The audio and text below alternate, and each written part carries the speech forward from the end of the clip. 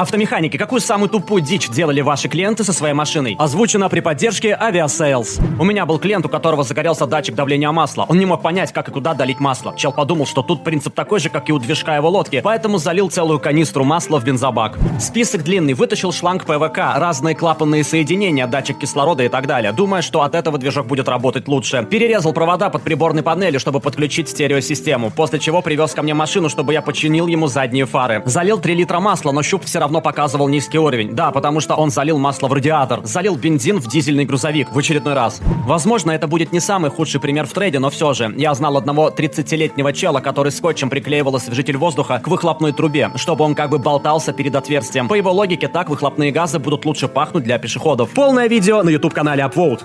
Alright, everyone's presentations are done. Nick, the manager, said as he tried to move the discussion forward. Excuse me, I haven't. I recently found out something. Nick interrupted me and began to speak. There's apparently someone in this department who didn't graduate high school and is just a part-timer. Meetings should be for employees only.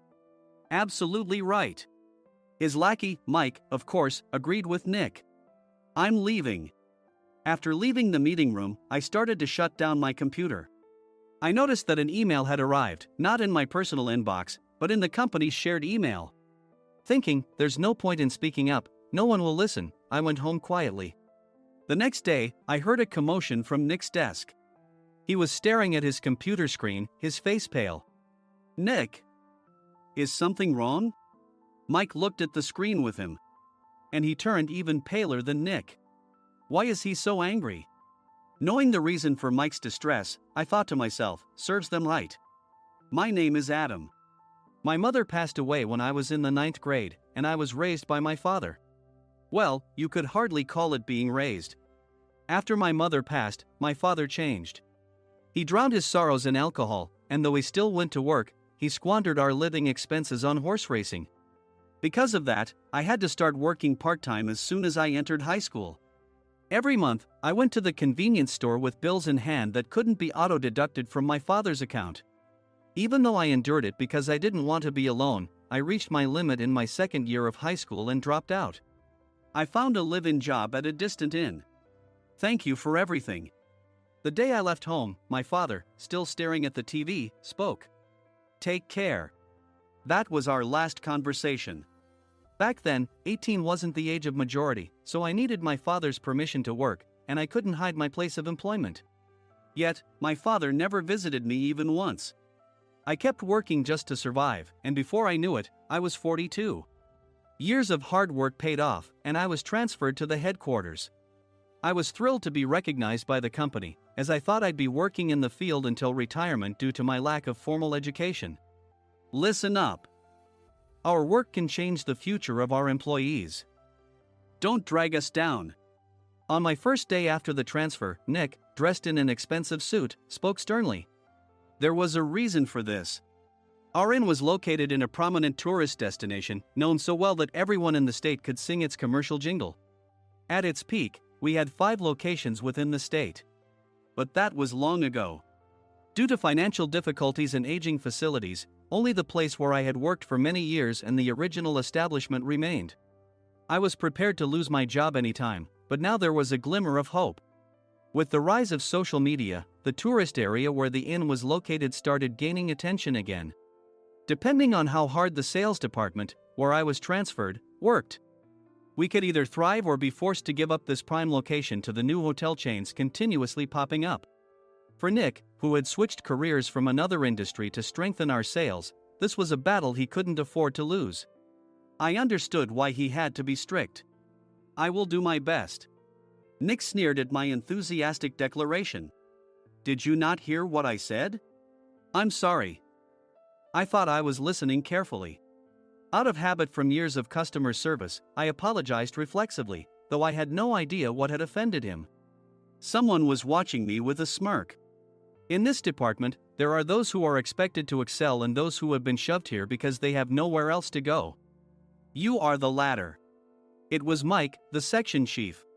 He's 7 years younger, at 35. But he was called to headquarters much earlier than I was and had been moving around within the headquarters ever since. I'm not jealous, but I can't accept that he's my boss. Graduating from a prestigious university, he has an unusually high pride and caused many problems as a newbie, making things very difficult for me when I was the front desk leader. When I found out Mike was transferred to the sales department a month before me, I was disheartened. Mike is right. With just a middle school diploma, there's not much you can do. Don't even think about achieving results. As if I didn't exist, Nick remarked, I'm thirsty. Mike eagerly ran to the coffee maker. It seems Mike is Nick's lackey. I regretted being happy about my transfer to headquarters, wishing I had stayed on site forever. Send a direct mail to every company on this list by the end of the day. Nick only assigned me tasks that even a new graduate could handle. What?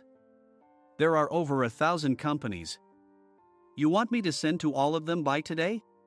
Yes, if you and your fellow misfits split the work, even those with nowhere else to go should finish by today. I glanced at the employees typing away expressionlessly.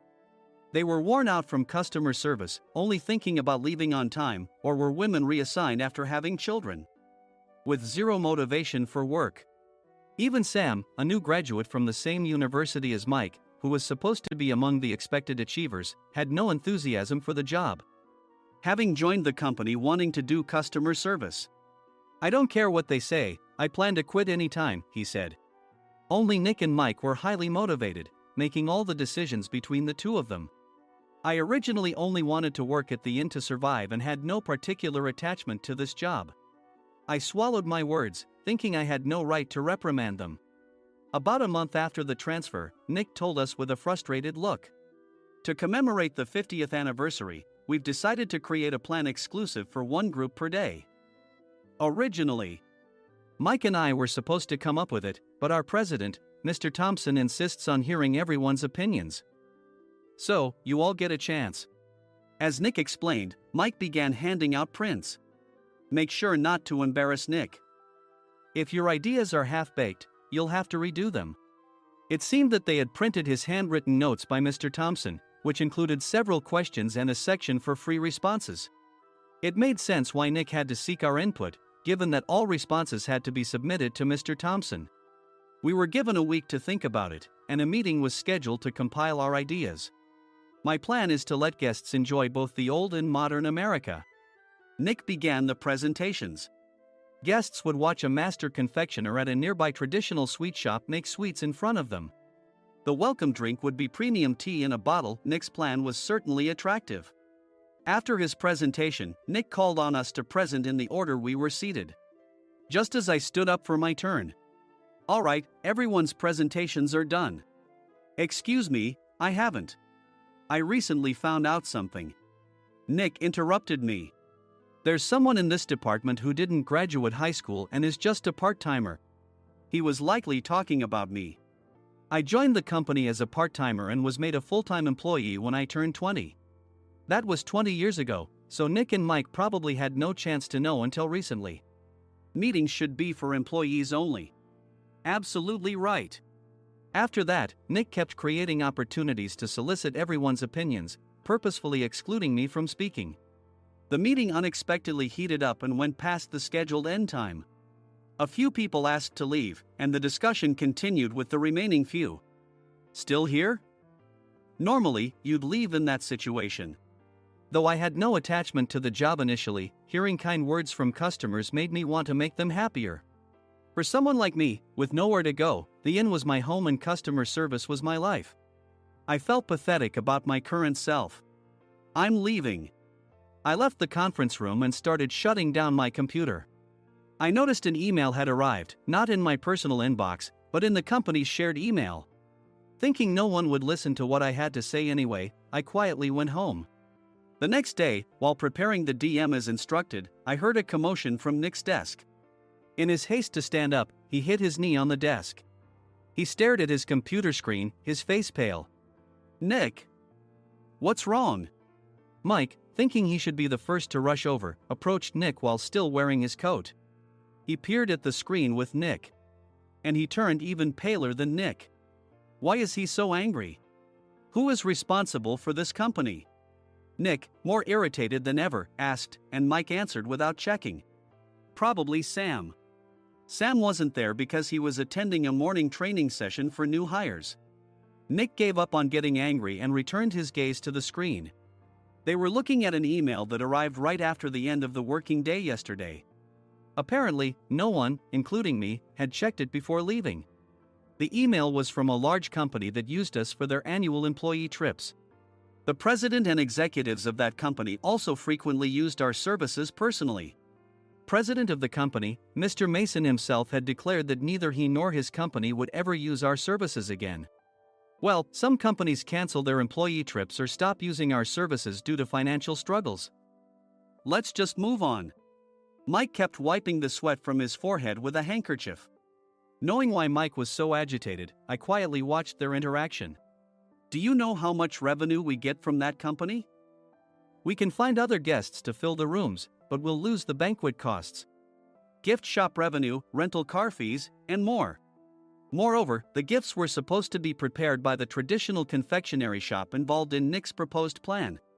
If it's known that we incurred such a huge loss at this critical time, Nick's position in the company would be jeopardized.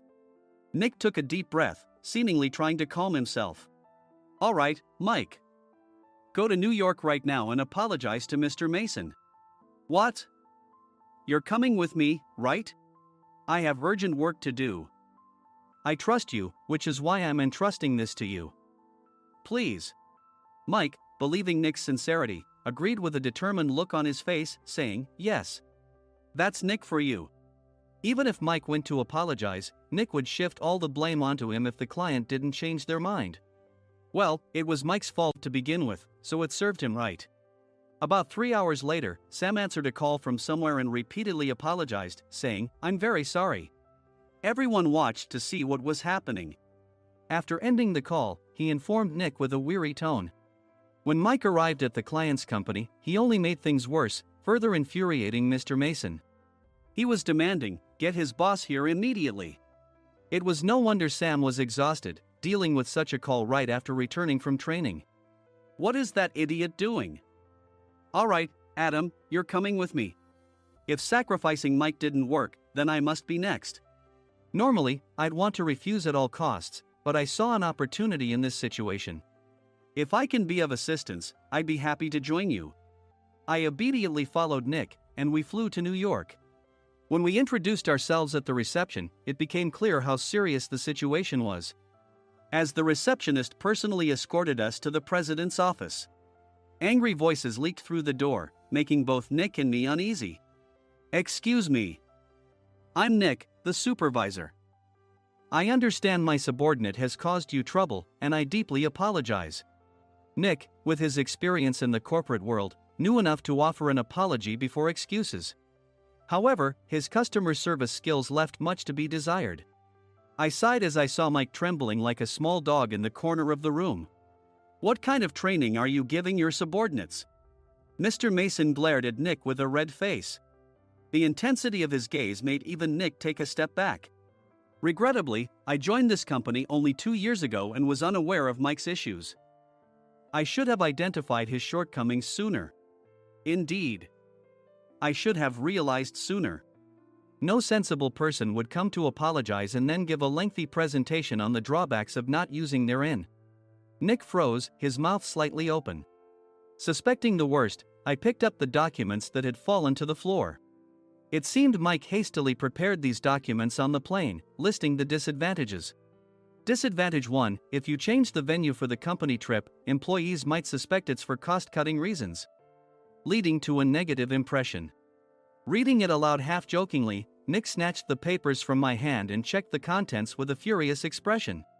Among the stack of documents was a receipt from a nearby convenience store's copy machine. I felt a pang of dread, hoping he hadn't shown the receipt as well. What do you think he said when I asked what kind of nerve he had to do this? I'm very sorry. Faced with the dire situation, Nick must have thought there was nothing left to do but apologize. In a voice smaller than I'd ever heard from him, he uttered words of apology. He said, I'm a Harvard graduate. I don't believe I said anything wrong. Mike! What have you done? Forgetting his plan to pin the blame on Mike, Nick yelled loudly, even in front of Mr. Mason. I didn't do anything wrong. You're still saying that? Look at him. Mike pointed at me with a shaking hand. I was assigned to headquarters in my 20s and now I'm a section chief. This guy only made it to headquarters at 42. Everything I've done proves I was right. So why are we losing the contract? Having said his piece, Mike collapsed to the floor. Of course. You were sent there because you had nowhere else to go. Mike never expected to hear such words from someone he looked down upon. He lunged at me, and Nick hurriedly stepped in to stop him. Mr. Thompson told me Mike is a quick thinker, and to take good care of him. There's no way he was pushed aside. Don't make things worse here. He didn't say quick thinker, he said only quick-witted, didn't he? I don't remember that part. I recalled the many troubles Mike caused when he was a newbie. When Mike was on the front line, his pride was so high that he never apologized to customers. Customer service, especially in our job, doesn't work alone. It brings both good and bad situations. If the front staff or housekeepers made mistakes, or the cleaning company didn't properly clean a room, one had to apologize to the customers regardless of personal fault. Mike, in such situations, would never apologize, insisting he wasn't at fault. This often angered customers, and as the front desk leader, I frequently had to apologize on his behalf. He caused complaints and disrupted operations, which is why he was quickly moved to headquarters. In departments where he didn't interact directly with customers, his quick thinking was beneficial and things went well. But it seemed his flaws were starting to show. Corporate reservations are supposed to be entered into the system by the sales representative. But a quick check yesterday revealed that more than 10 items were missing from the client's reservation. The handover document clearly stated what needed to be prepared. Why didn't you enter it into the system? Why do we have to give them special treatment? Filling rooms near the banquet hall, setting up all the food in advance. Specifying the brand of wine, they're too demanding.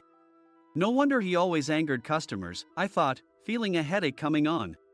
Grouping them in rooms near the banquet hall is for our benefit too. It makes it easier for the staff to set up beds and serve breakfast since everyone's schedule is synchronized. As for the other requests, Mr. Mason suggested them to lighten our load. I didn't know that. Nick finally seemed to realize that Mike was the one who had angered the client. What did you say to them? I just told them we wouldn't give them special treatment anymore. We shouldn't waste effort on things that don't bring in money. I was utterly exasperated at his lack of understanding of customer service. Of course, we shouldn't comply with unreasonable demands. But carrying over successful practices from past stays makes customers feel remembered and enhances their experience. Good memories encourage repeat visits. That's part of our job. I looked down at Mike, who was sitting on the floor. In our job, nothing is a waste.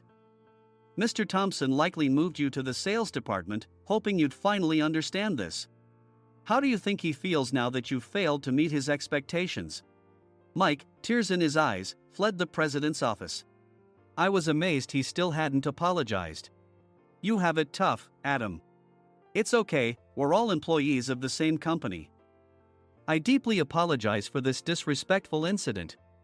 Especially after all the care you've shown us. If it weren't for you, Adam, I really would have stopped staying here. When I heard you were moving to the sales department, I was willing to reconsider if you handled it. Seeing us talk so amicably, Nick's face contorted. Do you two know each other?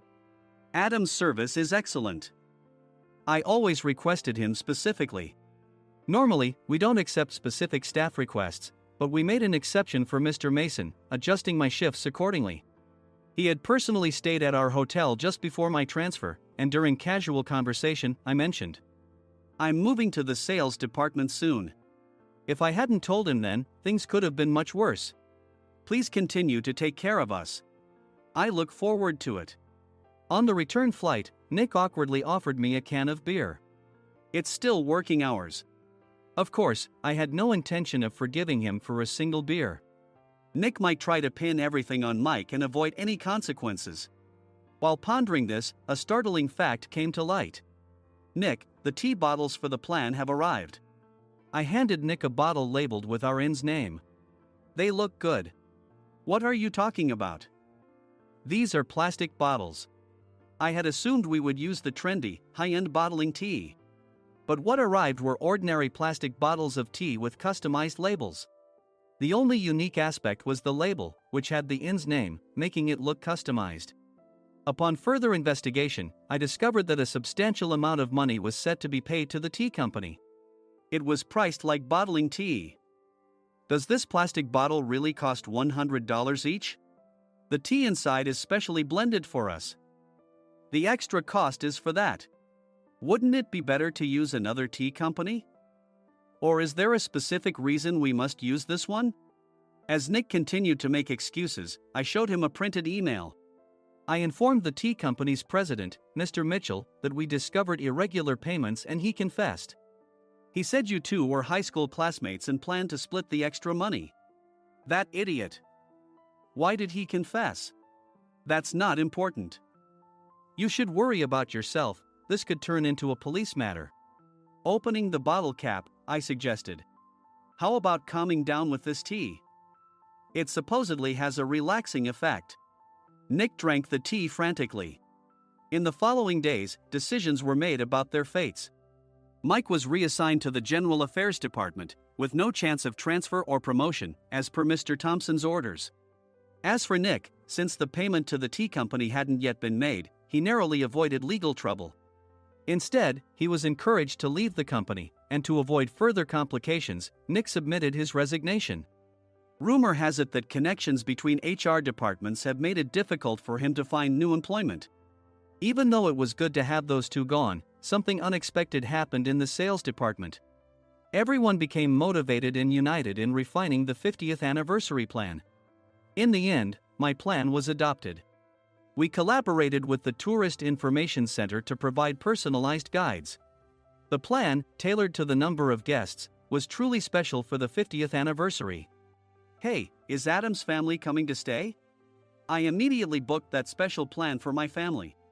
Sam noticed it on the reservation list and quickly picked up on it. Yes, I'm inviting my father. That's great.